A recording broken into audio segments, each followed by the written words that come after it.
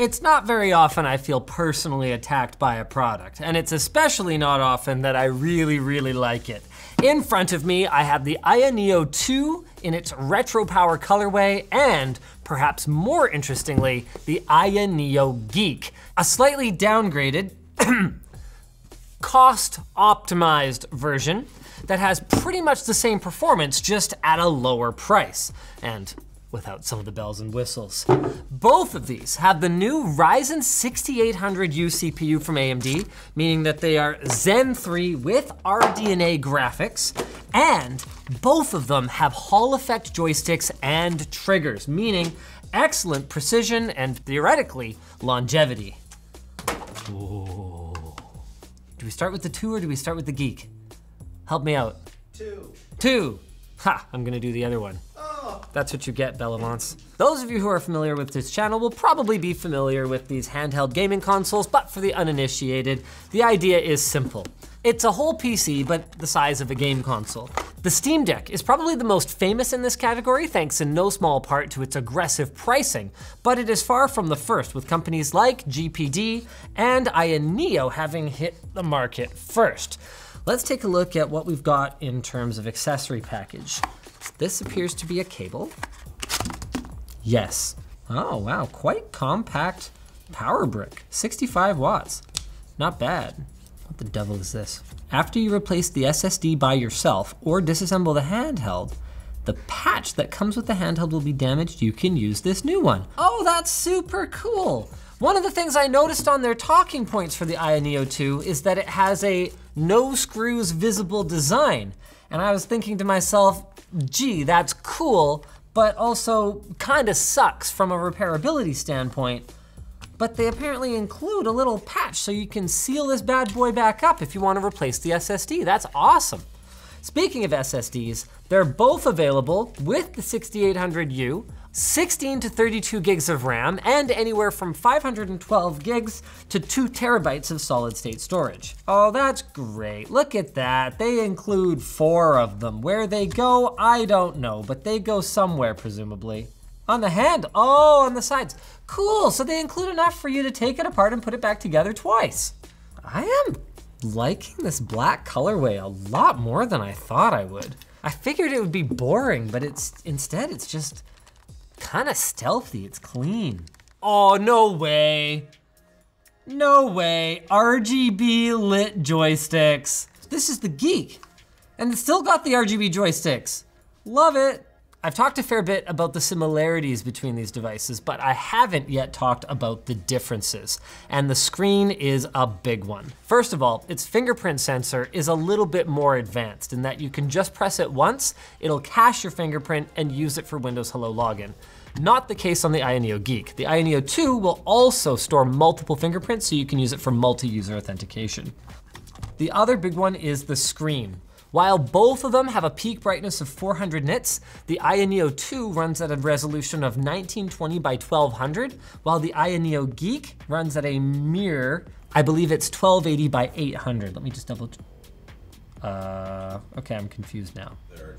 There's 2 versions of the Geek. Okay, well, we evidently got the 1920 by 1200 version. This is also definitely not as bright, because it says on the spec sheet that they are definitely as bright. It doesn't look that far off. Oh, I was off axis. Yeah, that's probably about the same. I will say that white point is quite different between them. You can even tell on camera. This one's quite a bit warmer, and this is quite a bit cooler. That could just be a setting though, let me see. They both use AYANEO's ISpace utility, so you can use this to configure the TDP of your processor, as well as calibrate your joysticks, monitor CPU and GPU usage. You can even use it as a game library because you don't have Steam. Regardless of the screen resolution, the size is different between the two. The AYANEO 2 has what they call a bezel-less display, and it's got this single surface sheet of glass across the entire front with no seam at all. Oh, that actually looks really good. The Geek has a more conventional bezeled and ridged top surface. Ooh, okay, that's kind of attractive. No, the screen size is the same. It's just the bezel-less look. Man, that looks incredible, doesn't it? No real differences in the back of the body, but the weight is slightly different. The AYANEO 2 is about 20 grams heavier, and the AYANEO 2 contains 2 gyroscopes, one in the body, one in the handle, while the regular Geek only has a gyroscope in the body. So if you like to fine tune your aim with the gyroscope, so you do your course adjustments with the joystick and then fine tuning with the gyroscope, you might find that the AYANEO 2 will be slightly more accurate. The other thing is the vibration motor. Apparently the AYANEO 2 uses the same linear vibration motor as the Nintendo Switch. I am surprised they were able to actually market it this way. I'm sure Nintendo don't take kindly to that, especially given how many people have taken to pirating Nintendo Switch games on these handheld consoles. But what are they gonna do about it, I guess? Oh, now seems like a good time to take a bit of a tour of the outside. We've got our volume control here, which is too loud right now. Dual USB Type-Cs at the top, and another at the bottom. I love this. One of the top ones and the bottom one, those are both full-fledged USB 4 with apparently support for eGPU in spite of the fact that AMD, I don't think, has sought or at least not achieved any sort of Thunderbolt certification. So your mileage may vary on that one. And then the third one is data only. You've also got your standard left and right triggers. Those are quite deep. Those should give you a great degree of control, shoulder buttons, and this is interesting, a total of 3 programmable buttons that can be configured with a total of 5 functions. So you've got your LC and your RC, nothing on the back, no paddles or anything like that, like we've seen with the Xbox Elite controller, SCUF controllers and the like, but there is a third configurable controller, yes, there it is, right here next to the AYA button. You've also got your start and select, or whatever those are called on an Xbox controller. Ooh, micro SD slot. Love to see it. That's a great way to add another terabyte of storage. Dual microphones on both, stereo speakers on both. I want to feel these sticks. Let me touch your sticks. What, it's not weird? Overall quality, we're going medium. Definitely some audible fan noise, though that's to be expected running the CPU at 22 watts. Oh, now seems like as good a time as any to say these things have 50 watt-hour batteries in them, both of them. They don't specify any kind of expected battery life, but I would expect them to be pretty close to the GPD Win 4, which has a 46 watt-hour battery if I recall correctly. So that's about 2 hours of heavy use, 3 to 6 hours of moderate use, and up to 10 hours of light use. I see no reason why they'd be too dissimilar to that. Those are nice vibration motors. Not bad. Go away, monster! I would configure them smaller, personally, but I believe that is something that I can do. Let's check that. Master controller? What does that mean? Oh, here we go. Joystick zone? What does on and off mean? I'm not sure quite how it happened, but I swear to you, AYANEO's English translations have gotten worse over time. What is even happening right now? Hello? Okay. Yeah, master controller. What? Oh my God. Okay, I'm opening it on this one. Oh my God. Oh, that's cool. You can switch to like a PlayStation / Nintendo style. I'm sorry, I just have no idea what's going on right now. I just want to reconfigure my dead zones. Is that this? What is reset? What just happened? Game running, enjoy your game. Whoa. Okay, I am finding these a little bit sensitive right now. Man, until you've used a Hall Effect joystick, you have no idea what you're missing with the crap tier non-Hall Effect joysticks. I am finding these a touch sensitive though. Okay, I'm setting joystick zone to off, and I'm gonna see if that helps. I don't know what that did, but I seem to be happier. Can we take a moment to talk about the fact that this is Doom Eternal running at greater than 1080p resolution, solid 60 FPS, medium settings? Like, AMD, could you be slightly less cool? 6800U is an absolutely incredible SoC. Yeah, it's a lot more expensive than a Steam Deck, this thing, but it also outperforms it. Wait, joystick zone is on again. There's no granularity. It's 100% or 50%? I'm walking, but barely. 50% joystick, not so good. Can you even tell I'm moving? Fine, I'm turning the zone off. Ooh. Oh, I think the dead zones are gone. I think that was dead zone settings. Audio's not bad, eh? It's not the Steam Deck, but it's not bad. Tried multiple chargers, not doing anything. Okay. Our Geek apparently geeked out and is not working right now. Again, reminder, these are pre-production. It happens. Oh right, our sponsor, dbrand. It looks like my car is back from the wrap shop, but unfortunately, it's not a typical wrap shop. Does anyone want to see what dbrand did to my car? Oh yeah, I saw it already. You saw it already? Yeah. That's not a good sign. Never mind, I'm just gonna, oh my God. Have you seen it yet? No. Well, I see it now. Oh my God. That's so sick. I thought it was gonna be a lot darker. I haven't actually. Pretty dark, pretty dark. They did a pretty good job. They didn't get like under the door handles. Oh, so you're just reviewing the wrap job right now. I'm still just. Inside of the door, would have liked to see that. I mean, I actually really liked the factory color on this. Oh no, this is way better. Come on, are you taking the piss? No, this looks sick. Look at this. It's all rainbowy there. This will be so easy to find in a parking lot. You don't have to look for some stupid white car like every single other one. Alex, oh my God, have you seen it from this side? Oh, that's so cool. Oh, it's so shiny. This is gonna be a distraction.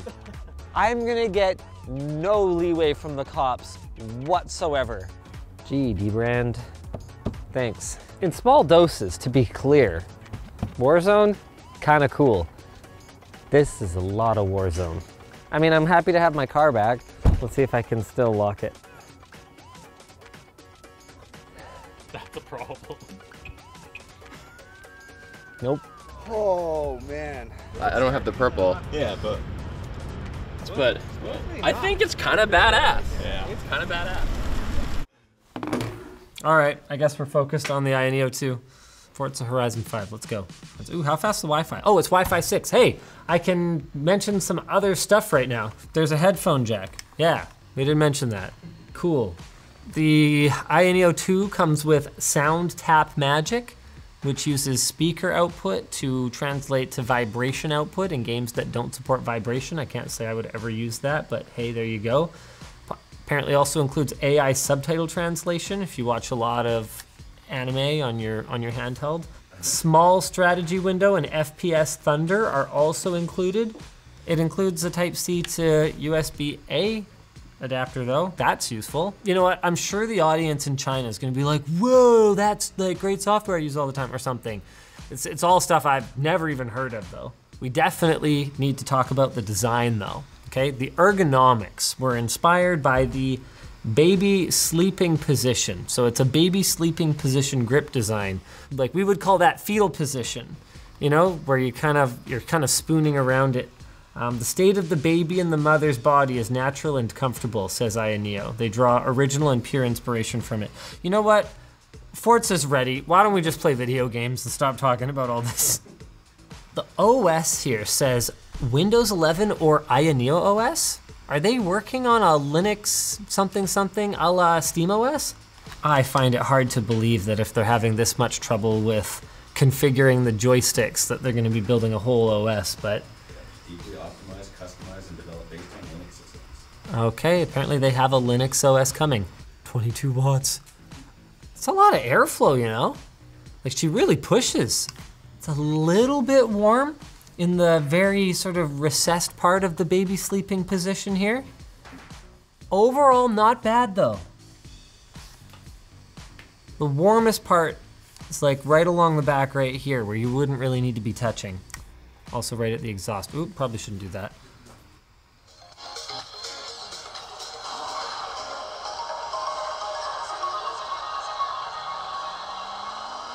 Those are loud speakers.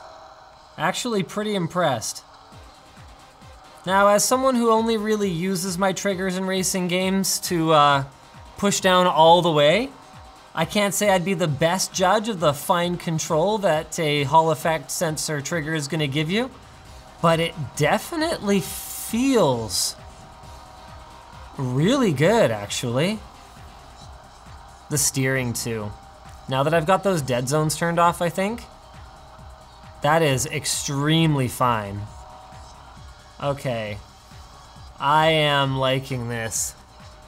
Can we just take a minute again to appreciate that this thing is running Forza Horizon 5. Okay, 1920 by 1200, targeting 60 FPS. Okay, it's at low. Man, this is a good looking game, even at low. Good gravy. I mean, on a screen this size though, you don't need to crank the details like it. Man, it looks good. Not quiet though. Can you see it blowing on my hair? This fan freaking moves. I'd recommend low. Definitely seeing a little bit of stuttering there. By the way, the vibration is configurable. You can probably hear the vibration. It's on medium right now. You can turn it up to high or you can turn it down to low depending on what your preference is. Again, it's worth noting that the Geek, assuming yours works, will also perform identically to the two. It's just those bells and whistles and some of the included software that's different. The included joystick to mouse controls work. This is a problem I've had a lot. When you're interacting with certain elements in Windows, it has partial controller support. So you would click the Windows menu and you'd go up here, and then it would start using the joystick to move between these icons while also moving the cursor around. It looks like they've solved that. That is very good to see. Love to see that. Then we jump in game. Oh, okay. Oh, there's a, oh, cool. There's a shortcut to the proper on-screen keyboard now too. Really nice to see. Wow, that was some loud vibration there.